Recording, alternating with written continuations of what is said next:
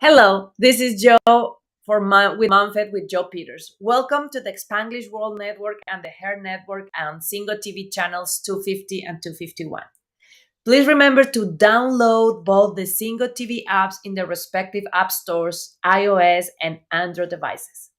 While you are downloading it, please make sure to leave a comment and rate the app. The app is free.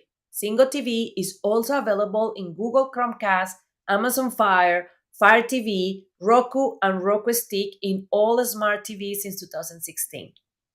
I am super excited to be getting close to in the United States place to the Thanksgiving season with this beautiful topic, and I am so excited to have Claudine here with us. We're going to be going deeper into how to get outdoors with our kids and overcome the challenge and the benefits of sitting outdoors for mom and kid. And it is a perfect time because for the northern hemisphere, when it's cold, we tend to actually start making reasons and thinkings about why we need to stay inside. But one of the things that I love about Claudine and is her favorite phrase, and that is balance doesn't always mean equal. And we are going to be talking a little bit more about that in a little bit. But Claudine is a mom of three, a wife, and a lover of the outdoors. When she realized that many people want to go outdoor, but they don't know how to get there, like I was telling you. And then it was clear for her that her knowledge and her experience was needed. Her knowledge for the outdoor and her passion to connect people to the resources they need inspired her to create the Outdoor Play Connection. Over the last 8 years, she helped moms to create and lead outdoor co-ops, playgrounds, and forest school groups. Her own outdoor group has continued over these years and evolved as her kids and the kids of the group are grown. The deep relationship that has resulted from those groups are an important part of motherhood system that I'm so happy to start talking with you about that. There are three ways to work with her, and we are going to be talking a little bit more about that. She had some one-on-one coaching, she had some grouping and other things that will help you to go deeper into that. So Claudine, thank you so much for being here, and let's gonna just jump in. Let's gonna just talk a little bit more about your story and your why and where what was that pivoting time where you were like, okay, I need to help other moms to get outside. Yes, thank you so much for having me. I'm really excited to just share my knowledge and get this information out to more moms to help people enjoy the outdoors because I understand it can feel challenging. But basically, my story is that when my kids were younger, I moved from New York to New Jersey and I had to rebuild my community. So what I did was I basically invited people to come do what I love the most, which was to be outdoors. And I found a local area, invited people to come and join us so I can meet new people and build our community. And it was an overwhelming response of like 30 families showing up that day. And it was just such a magical day where, I mean, it had just rained, there's puddles, the kids are running around, and it was a constant thing that I heard from the parents, from the moms saying, "This is wonderful. Thank you so much for inviting me. Can you do more? I can't come this day all the time." And I realized that more people needed it, but they weren't really sure how to get there and they needed the invitation. So I talk a lot about giving the invitation to others and building those communities. And when I realized a lot more people wanted to be outdoors and I just was only one person, one mom, could only run so many groups, I started teaching other moms how to do what I was doing and helping them build their own communities in their own areas to get outdoors and giving them the resources of how to manage a group and how to get outdoors in all weather. And that's kind of what started the whole thing, and just my passion of wanting to share with others what joy can come out of being outdoors with your kids. And things just grew from there. And I absolutely love what I do. And I love sharing the knowledge that I have to really support other moms in building the communities that I know is so needed in motherhood, because it's absolutely helped myself through these years. You know, my kids are now 12, 10, and 4. And over these years, I've just have such amazing relationships that have helped me through my motherhood journey too. Thank you so much. And I want to hear a little bit more about um, that love for the outdoors. Where that start, where that came from, because that is a very specific thing that you love, and spark all of these. So it's gonna talk a little bit more about that, about where and when do you fall in love with the outdoors magic. Yeah, so well, I can tell you it sparked something for me personally in that I realized how much joy I had as a child being outdoors and having those memories of being in the forest and I still remember finding my first salamander, and those memories are so important to me and now as an adult I see the power of that I want to give that to my kids too. And being now the parent or the guide that's seeing the children enjoy this, it's another whole new world of experiencing the outdoors and the joy of seeing it through a child's eyes. And when you take the time to slow down and be an observer in their space and in their world, it can really impact you as a parent in that you're now seeing it in the way that they see it. And it can bring so much back for you. And it's just a benefit for both the child and the parent. Okay. And okay, so let's gonna just go deep into some of these topics. I want to start talking with you about what moms can do, and then I will also, because our audience is pregnant moms and new moms, even if they have several children, they have a baby in the house. So how can I find time to get outdoors? And then I want you to touch base on two parts of this question. The first one is just from the craziness that is being a mom, Yeah. and from the part of saying, oh my God, my to do list is a endless to do list. And now you two crazy ladies are telling me that I need to also get time from my crazy day to go outdoors. So that is the first one, part A. And then part B is that is very special, that is happening at this time of the year, is as cold weather start coming up in the northern hemisphere, we tend to go inwards. We tend um, to stay home, and how we can find time to go outdoor even in the weather. Because I remember one friend from one of my friends from high school one time was talking with me, and she said, I never read it, but she'd read this book that says there is not such a thing as bad weather to go outdoors. So let's gonna just talk about those two scenarios and start sharing your wisdom on them. Yeah, great. I love talking about this. This is actually the two top things that I hear from people when I work with them. And basically, to start with, how do you find time? And I think it's important to know that finding time requires you to make it a priority. And because when something's a priority, then we'll actually be able to make the time.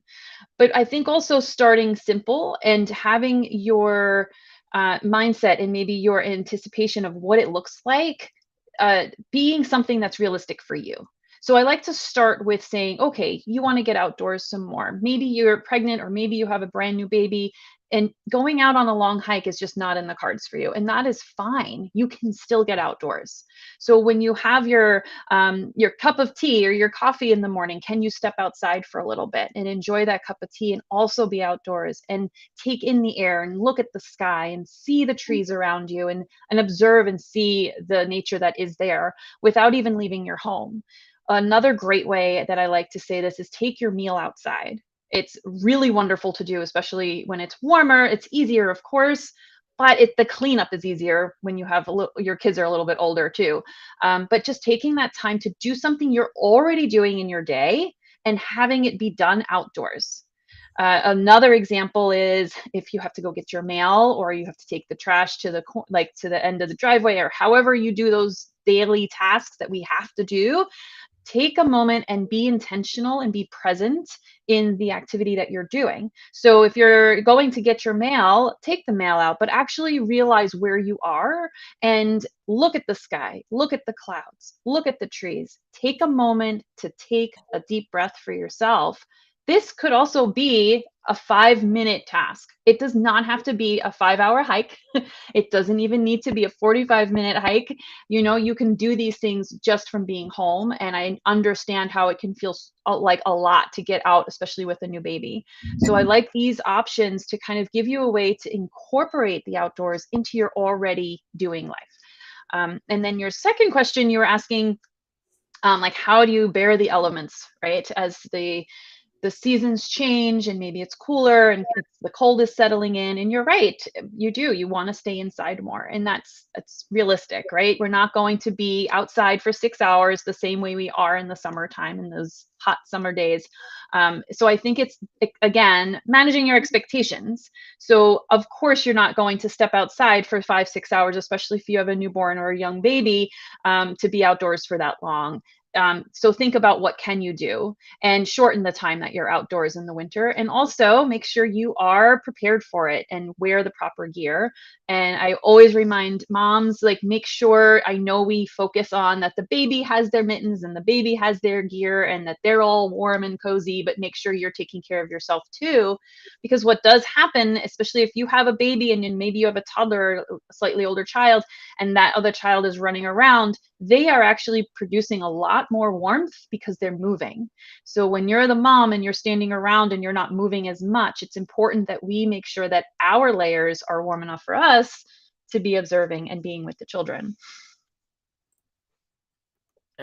So what I am hearing you saying is that we need to get away from that all or nothing mentality of, if I need to go outside, it needs to be an hour, it needs to be a hike, it needs to be a long time, and then start actually concentrating on how to add a little bit of the good stuff throughout the day. So I love that idea, and it can be also fun, right? Because if you make it uh almost like a game of, okay, every time that I'm gonna get the mail, then it's going to be with the baby, it's going to be with the kids. Like, I will tell you, my baby is 15, 16 months. I never did that on purpose, but he loves to go to the mailbox and open the little Hmm. mailbox. So I love that. Or the when the weather is not, when it is not snowing, but or saying, okay, we're going to have a little bit of time out while mommy have her coffee in the morning or her tea. So I love, love, love that. And with the weather, the other thing that is a blessing, I was actually talking with a friend this weekend, and I was telling her how cold I was, and then she looked at me and said, like, so you don't have a heated jacket yet? And I just laugh and say no. But then that reminds me what you were saying of, if anything, at this point, society is the point that we have the most resources to dress ourselves and to dress our kids to actually be able to be comfortable outside and play around. I want to actually hear a little bit of your feedback on this, because I don't have a lot of research on this, but I read in some research that even to improve their sleep, because of the cold, even a third of the time that they spend in the summer will be enough in the winter for them to spend, to burn the same amount of energy. So even if you just stay, even if it takes them an hour and a half, 2 hours to burn all their energy in the summer, you're going to be like, I cannot be outside in the cold, in the snow for 2 hours. You don't have to, because what I read, and I want to hear from you as an expert, is that because of the weather and how the body is working all the time to keep you warm, then they are getting burned out, and they are running a lot of those energies in a much shorter period of time. So, what are your thoughts on that? Yeah, absolutely. I mean, I experienced this. I can just give you the absolute, like, I see it happen, in the summer we're out for many more hours, and in the winter we might only take an hour long outside and go for a hike, and the kids are just exhausted. They sleep just as well. It's just the body is working differently because the weather is cold around you, even if you're geared up, right? So they're just working differently. If it's snow, you are not just walking on the ground. Snow is harder to walk in. So you're getting a lot of a different kind of exercise in the sense that it is cold out. Our bodies react to that differently.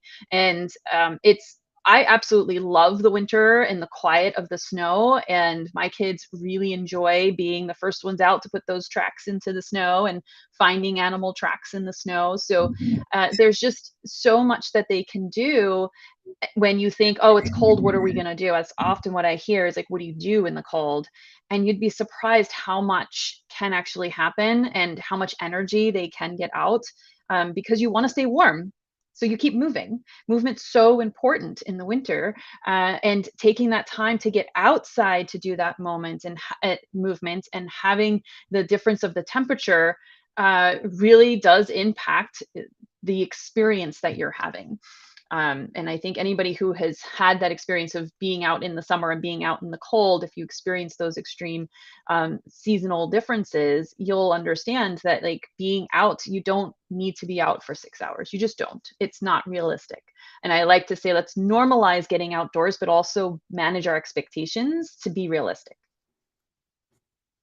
That's fantastic. And I want to hear a little bit more about that connection that you make between the outdoors, because the other thing that I want to talk with all the moms and is when you are pregnant, first, second trimester, third trimester, I hear you, your belly's big, you have less energy. Even when that sounds contrary to what you are thinking, you are going to get more energy if you go and walk for 15-20 minutes than if you stay in the couch because you don't have energy.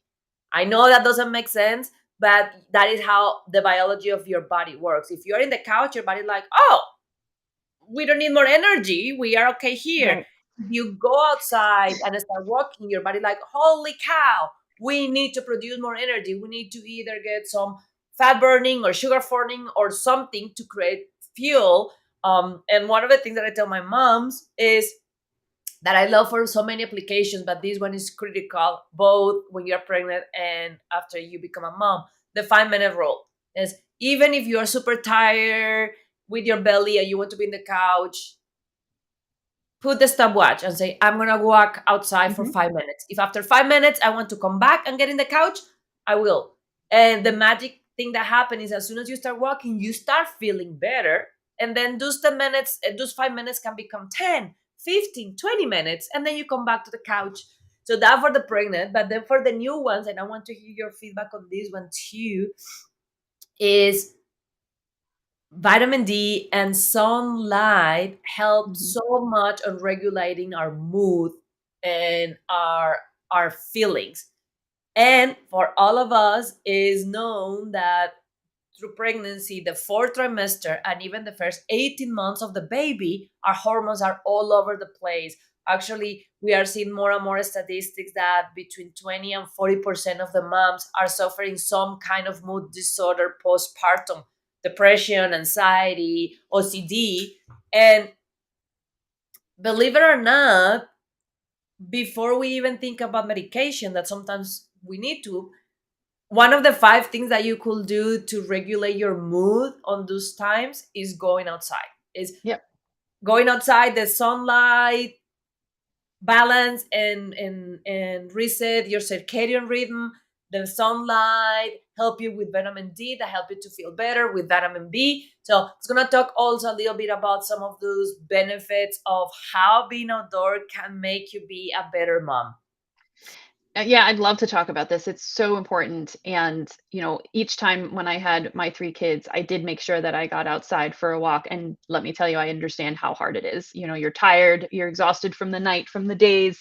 But just taking those 5 minutes is so important. And even I think it's important to realize that getting out on a cloudy day is just as important as getting out on a sunny day. The clouds do not keep you from benefiting from the sunshine. It's still there. It will still give you all the benefits of being in the sunshine. We know vitamin D is important and we can only get it from the sun, right? It's the best way to get it. But at the same time, the sunshine also, have you ever just stepped outside? And I love to just kind of step out and just like put my face up to the sky and just absorb it all and be really, really intentional of taking in what nature is giving, and it will recharge you. And the also there's a benefit to being outside in green. The color green is actually very, very mood enhancing. And just being out in nature in general can help the brain and bring creativity back. So when you're a mom and, like, we're just tired and our brains are just not functioning the way it usually does, getting outside and getting the vitamin D, getting the fresh air, being surrounded by nature and the color green can actually shift your entire mood. And this is really, really important because I think, as moms, and we're going through that postpartum period and we're trying to figure out motherhood if it's our first child, or just trying to figure out how to have more than one child. Each one of those moments, like, we need to connect with nature. If it's warm out, I recommend going out and taking your shoes off and connecting to the ground, and letting your feet stand in the ground. I mean, I know my kids and I do that. We do it in the winter too, but that's just because we enjoy feeling the cold ground for a few minutes. But in the springtime, when it finally gets a little bit warmer and the frost is gone, we just absolutely love getting out there and intentionally standing on the ground and just feeling the energy from the earth and feeling the energy from the sun and allowing our bodies to kind of recharge in that sense. And if you think about going way back when there were villages, right? And what were moms doing? They were outside, right? We weren't all inside all the time. So all of this time, we are inside, and that's fine, but we need to figure out what kind of balance works for us and how does that look for our health and our day to day, so that we get that break from just being inside. It can kind of just repeat itself. So just stepping outside for those 5 minutes can help reboot the entire day. Good. And now you're talking about one of my passions too, and that is you start touching about villages. And I want to touch with you about why community is so important and how you mix those two topics in a brilliant way, that is all the benefits of the outdoors with also all the benefits of community for a mom. Yes, this is like really exciting for me because this is where I find so much magic happens and so much good happens for not only kids but for the parents and for the moms, because I don't think we realize that when we get our kids together, we're so focused on our children and our children's needs and how can we get them friends and help them be together with other kids and play, play, play. And I like to bring the attention to the moms when they come into one of my play groups, and I'm like, yes, but we're also here too for each other, right? So it's helping each other out, figuring out this motherhood journey that we're on and working together on that. I mean, my journey over the last 8 years when I moved has been amazing because I've met so many moms that have helped me through my journey of having two kids in a new area that I didn't know, and then having a third child and all of those things. And having another mom around, first off, you start to realize you're not alone. You are not experiencing things that nobody else has ever experienced. Like, there's somebody else out there that will understand what you're going through, and that might not be your partner. It might not be, and that's okay. It can be another mom. And when you show up to your playgroup outdoors, first off, the kids can play. And there's no walls, there's plenty of sticks, there's so much for them to do that it gives you that time to connect as moms and to build that community together. So when you show up and you're a little bit late and maybe you're a little like flustered about what happened in the morning, and like my kid wouldn't put their socks on, they wouldn't put their shoes on, they wouldn't get into the car, and like all the challenges of trying to get out of the house. And then that other mom is like, yeah, that was me last Tuesday. Totally get it. Like, I don't understand. We're taking them exactly where they want to go, but they won't get in the car. Like, these are things that happen even to, like, still happens to me. It's normal.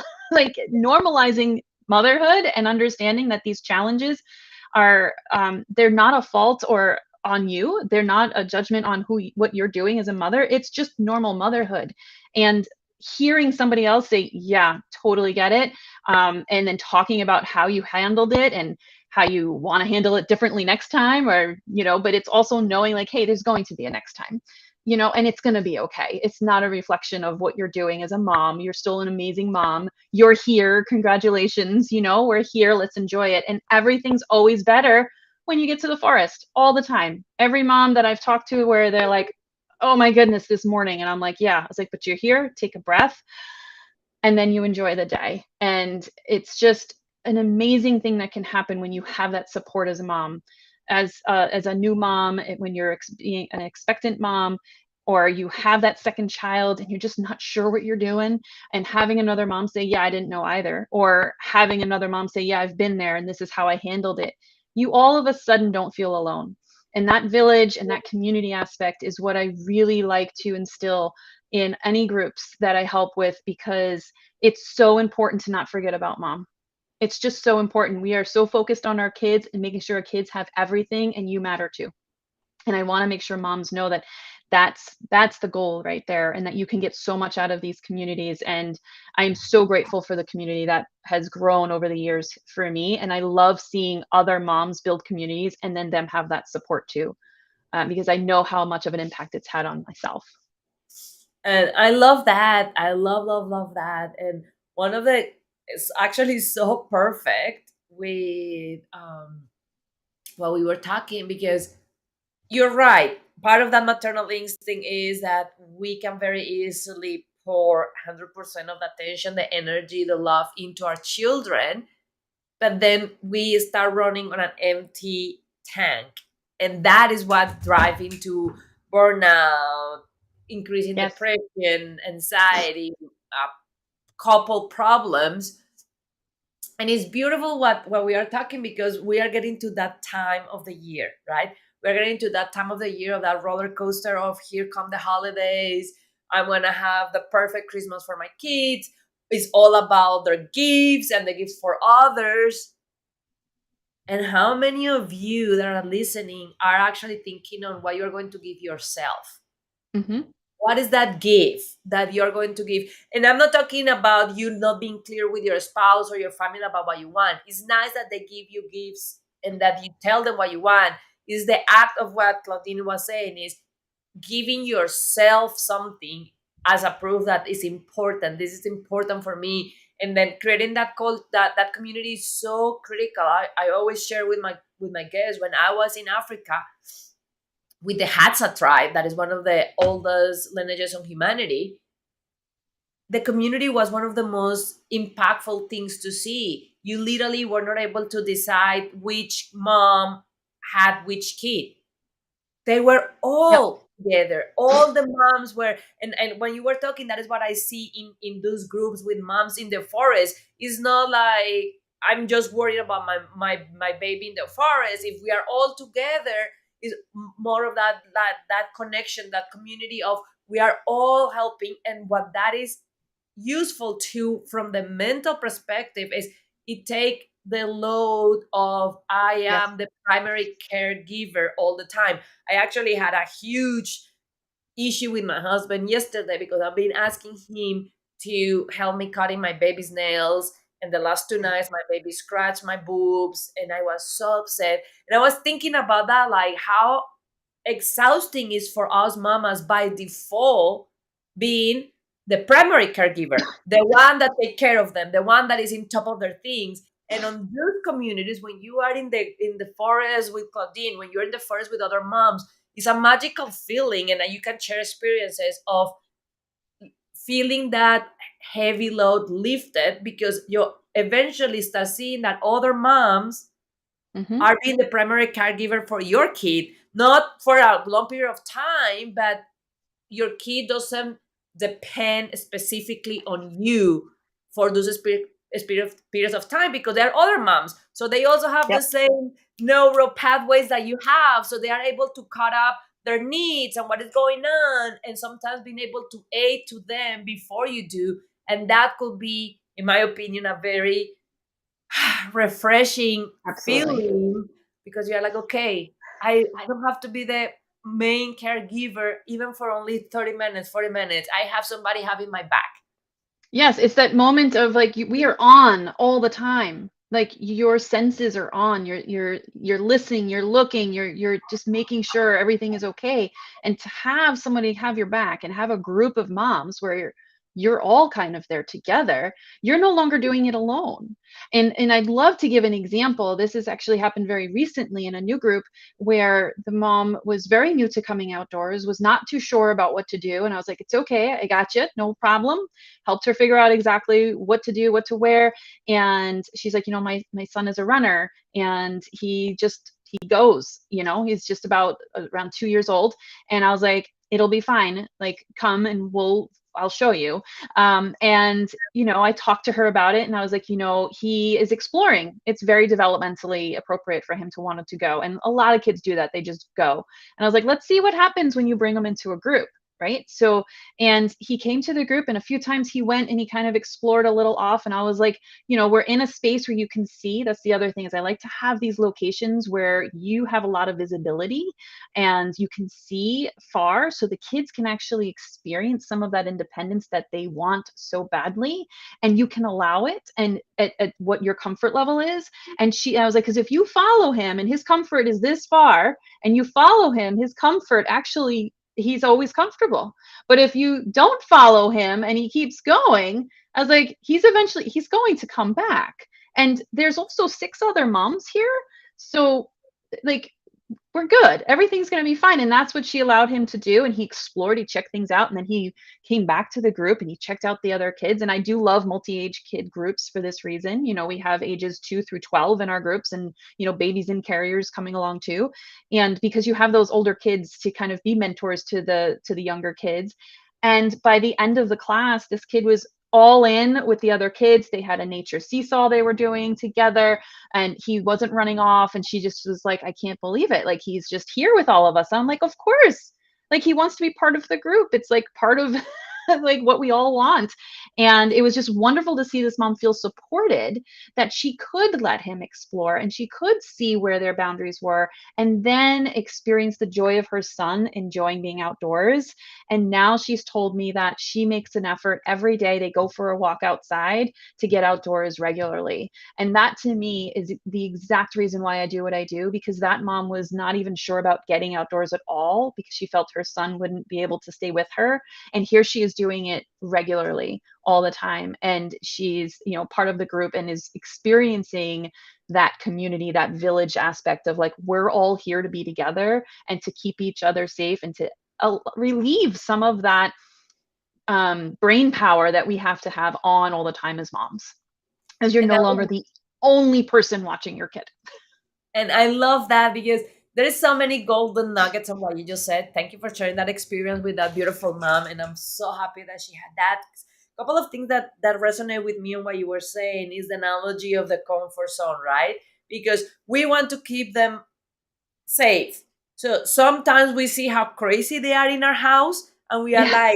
like I cannot even fathom to go on the woods with him. Is going to be like stressful, a nightmare. But it's so powerful how you explain it, that is part of that balance, that if we keep chasing them, then they keep be feeling safe and they're going to be Yep. farther away. And that is that the first thing when you were thinking about is try to try to go and chase a kid and see how soon the kids stop. They don't. As soon as you start Yep. chasing them, they keep going. They even go faster because they're, oh, she's behind me. Is when you don't chase them that they are like, oh, oh crap, she's not coming after me. I'm getting away from my safety net, and then come back. But also balancing that with something that I think that is beautiful, that you are reinforcing with your moms and your groups, and is encouraging from attachments perspective the curiosity for safe independence. And that Mhm. is, I can explore being independent, I can explore being free without the fear of either not having that secure spot back or of getting in trouble. So it is a beautiful also environment for them to develop safe independence from Yes. a safe attachment perspective of, I am here for you. I love what you're saying. It's so open that I can see, so I will not have to be anxious about not seeing you, Mhm. and I will allow you to have the room to explore and move. So that is super powerful. let's gonna talk a little bit more into um, that dynamic of how we can make those deep connections, because one of the things that I saw in your bio was that these connections start evolving, right? Because Hmm. as more you start spending time with these other moms in nature, not only your connection with nature grows, not only your child connection to nature grows, but also these connections with other moms to be your community, to be your support system, to be there for you even when you are not in the forest, Yep. that your child had 104 degrees fever on a Friday night, that you are sobbing because you don't know what you're going to do. Yes, absolutely. And that's it's not just about being in the forest. That's the thing. It's not just about the time that you're spending outdoors. That is amazing, but when you add community to it, it more than doubles the benefits that you're getting, because now you have people that you have experienced that with, you have a connection with, your kids are comfortable with, right? And where, like you said, if your kid is sick or you're sick, I mean, I've had my community, they drop things off at my door. I don't have to go to the store. Like, we're all there for each other. And it's like, knowing that you have a sense of what each other needs, you already know each other, you have that community that you've built over time, that it's very easy to be there for each other. And it's the day that you're just like, I don't know how I'm going to do this motherhood thing, and you just need a friend to talk to, you have a friend to talk to, whether it's when you're standing in the forest, or you need to just pick up a phone, or you need to just text them 500 times, right? Like, you have that aspect of community for yourself, not just for your children, right? And I think that's something that moms can often miss out on, in not thinking of like, hey, we can also have this community for us, and it also will trickle down to your kids. My kids, my daughters know that they have those moms in their toolbox of resources if they ever needed anything. And I love the fact that they see that I have friends that I can rely on. I have friends that I can check in with, and that I don't actually know everything, right?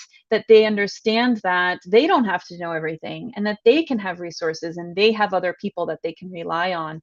And I think that's a really powerful thing to teach our children, is that you don't have to just be an individual that knows everything. That's not the goal here, right? You be the best individual you can and love the things you love, but like, allow yourself to have community and to work together, and to you can achieve so much more, right, when you work together. And I see that so much on how the kids come together and work together in groups, and just support each other naturally. And you were talking about that energy that kids will have, and it's like, how am I going to bring kids outdoors? Like, they have so much energy, how am I going to trust that they're going to stay with us? Well, that energy needs to be outside. That energy needs no walls. And it's amazing to see how that same energy that's so balled up inside, when you get outside, how it shifts, because all of a sudden there's no walls, the sound is not echoing off of everything inside, and they still have the same energy, but they can release it so much better when you're outside without those walls, and exploring and doing all the things you can do outside.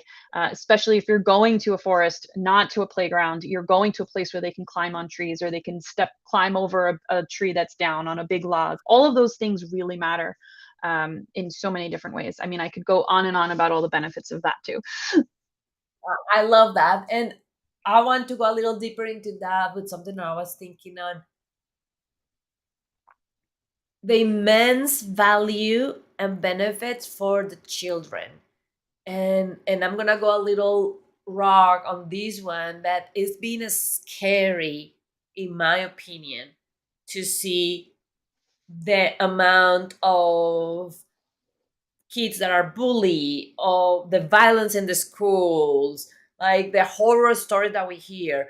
Kids glued to their iPhones and their iPads, and just having a huge amount of social screen time every day. And I was just wondering how this routine, this habit of going outdoors, can actually balance that out for them as well. Because we talk about the moms and how the vitamin D and the sunlight help the mom's mood, but now I'm thinking also on the brain of the kid, on how their development is going to be enriched with having this habit of being close to nature, of being outside, of being able, like you were saying, to explore and be curious about the box and the dirt and the log, and seeing what rock actually it is, that there is an entire magical world out there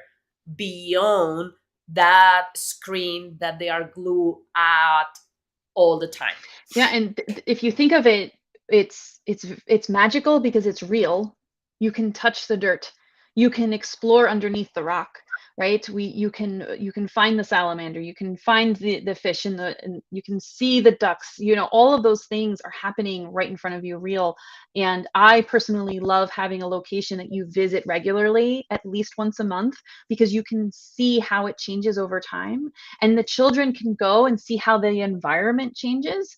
I love having the children lead and saying, kids will be like, "Where are we going?" I'm like, "I'm following you. Show me where you want to go." And to have that shift where they are now in charge of their exploring and they're not being led, where they are in charge of their like creation of what they're going to do and what they're going to experience, is so empowering for them, even at a young age. And allowing them together, when realize you're together with other kids where they can explore. And then what are you doing? You're then figuring out conflict resolution. Well, I want to go this way, but I want to go that way. Like, how do they figure out which way do they go? Now you're dealing with, how do you figure that out, right?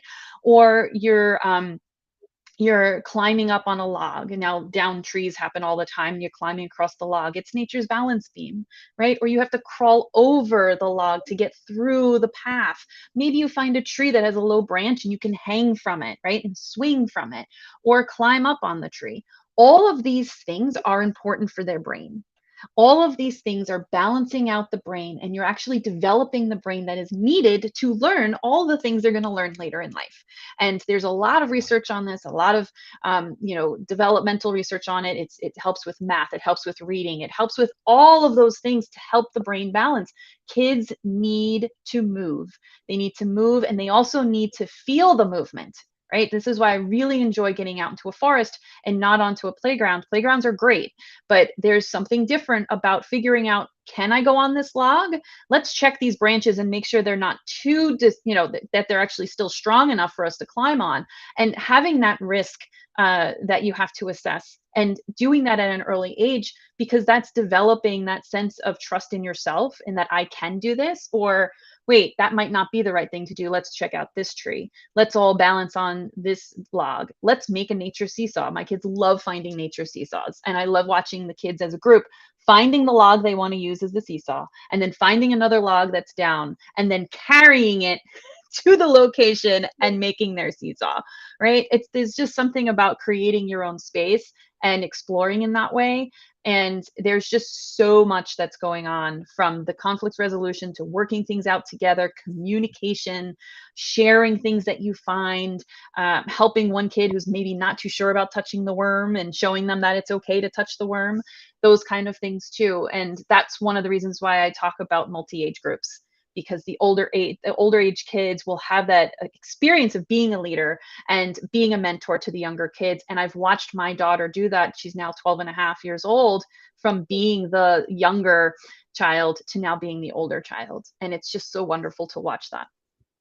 And that our minds are connected, because that was going to be one of my points to close the episode, of talking about the emotional intelligence and the emotional health well-being of them. Being a multi-age group also help them to learn about diversity, Mhm. about respect, about how we are all different, and we are all have different capacities and capabilities. Like, if I am 7 and I am in the same playground with a toddler, and I jump into the log, and I see that the toddler is struggling to get there because three I'm 3 times his size. All of that is creating that emotional connection that eventually is going to help to transform their experience at school, to reduce Mhm. bullying, to have a more loving, caring environment for all of them. So eventually, hopefully, we will start seeing some of the horrible stories about kids being bullied and kids Yeah. deciding that school is not for them for those reasons. So I love, love, love that, Claudine. Claudine, it's amazing how fast time passed. You have so much love and care to share, and I love the uh, mission that you have in life, because you are doing it in your community live, but you are also teaching other moms to do it in their own communities, to also build like almost like little pots Mhm. around the world of these outdoor lovers community kids moms. So Claudine, before we close, why you don't share with us one last advice for all these mamas that are curious about it, but not very sure, but not very secure? And then please share with us how some of these mamas can reach out to you, how they can find you, how they can connect with you to learn more about this beautiful and amazing mission that you are working on. Yes. So my one word of advice is that start with normalizing the outdoors for yourself and don't look at what everyone else is doing and figure out how it works in your life. There is always a way for you to do something that you're already doing outdoors and take those little steps and celebrate them. I really want people to know that they can celebrate every single little moment that they have outdoors. It does not have to be a long hike. And as you grow, you'll see that you'll start to go in the direction you want to. If anybody wants to connect with me, you can find me on Instagram at Outdoor Play Connection. I also have a website, outdoorplayconnection.com. And I would love to hear from you and just reach out if you are looking to get outdoors and not sure how. I am here to support you and help you get there. Thank you so much, Odin. And then to repeat what you just said, outdoor play connection, both on Instagram and her website. And she had several offers. One of them is she had one-on-one coaching where she helped you to design your outdoor experience for what works for you if you are early on in your current lifestyle and schedule. She also have a unique group coaching, build your outdoor community, where she can help you if you are not around her to have a mirror of that in your own community, in your own town, in your own country. And your group can, I love this because she's going to walk you in through being play with a curriculum based on co-op and forest school. And then one thing that she didn't share, but I want to share because she is in New Jersey, that if you are in her local area, please, please, please go and look for her and join one of her in-person classes, one of her outdoor creators or outdoor explorer moms editions, and then you can enjoy some of that outdoor time with her. So thank you so much for your feedbacks. It's been amazing, and I love, love, love everything that you are doing. I hope that you um, keep changing the world one kid outdoor at a time, and in that way we can actually keep shifting the way that kids interact with the outdoors, and we also start healing ourselves as moms, creating that community. Thank you so much for being here, Claudine. It was a pleasure, and I want to ask you one more time to share one last tip that I was thinking on about winter. One tip for the moms that want to start this right away but are a little intimidated Okay, about winter. winter, okay, I'm gonna give you a little tip on the glove situation. Get a gloves, finger gloves that are like cloth or wool, and then put a big mitten over it. Have a waterproof mitten that goes over your glove. So this way, when your kid needs something, you can take the mitten off and then you still have gloves on and your hands don't get as cold. Also, the mittens will keep your hands warmer. So put that mitten over your gloves. That's my little mom hack there. Mittens will keep you warmer, and having that glove underneath is going to allow you to help the kids. So yeah, and all of my programs do include a community basis too. The group program is actually a program that you are building a community with other moms while building your own community. Thank you so much, Claudine. This show can also be heard on the Spanglish Radio Network. please check out www.spanglishworld.ca for all the news and programming. Spanglish World, watch it, hear it, read it, download it, and leave it.